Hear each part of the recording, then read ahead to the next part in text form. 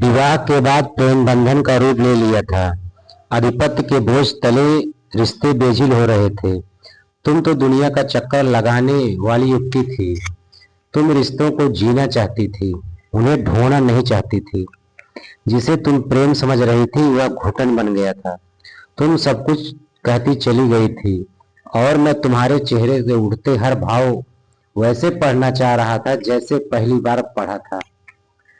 तुमने असलम के लिए अपना नाम बदला था, अपनी कल्पनाएं बदली, तुमने खुद को बदल दिया था। प्रेम में खुद को बदलना सही है या गलत नहीं मालूम, पर खुद को बदल कर तुमने प्रेम भी तो नहीं पाया था। वक्त हो गया था, फिर एक बार तुम्हारे जाने का। असलम घर पहुंचने वाला होगा। तुमने कहा था। तुमने पर्स लिया और हाथ आगे बढ़ाकर बाय कहा। मैंने जल्दी से तुम्हारा हाथ थामा।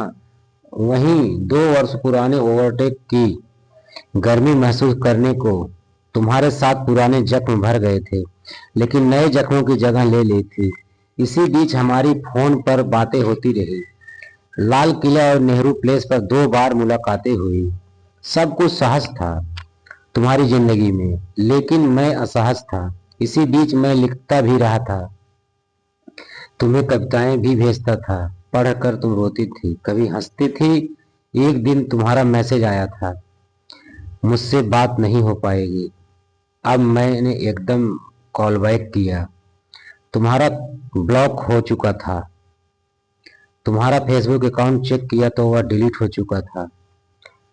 मैं घबरा गया था। तुम्हारे साउथ एक्स वाले बुटीक पर फोन किया तो पता चला कि तुम 1 हफ्ते से वहां नहीं गई हो। इसी बीच मेरा नई बुक की कहानी, नवंबर की डायरी बाजार में छप कर आ चुका था। मैं सभाओं और गोष्ठियों में जाने से व्यस्त हो गया, पर तुम्हारा ख्याल मन में हमेशा बना रहा। समय करवटें ले रहा था। सूरज रोज डूबता था, रोज उगता था। धीरे धीरे 1 साल गुजर गया। शाम के 7 बज रहे थे। मैं कमरे में अपनी नई कहानी चाहत के बारे में सोच रहा था। तब तक दरवाजे की घंटी बजी। दरवाजा खोला तो देखा कोई युवती मेरी ओर पीठ किए खड़ी है। मैंने कहा जी। वह जैसे ही मुड़ी मैं आश्चर्यचकित रह गया। वह पूनम थी। हम दोनों गले लग गए। मैंने सीने से लगाए हुए पूछा, तुम्हें मेरा पता कैसे मिला? तुम्हारा नया कहानी बुक पढ़ा, नवंबर की डायरी। उसके पीछे तुम्हारा नंबर और पता भी था। राज तुमने सही लिखा है इस कहानी में।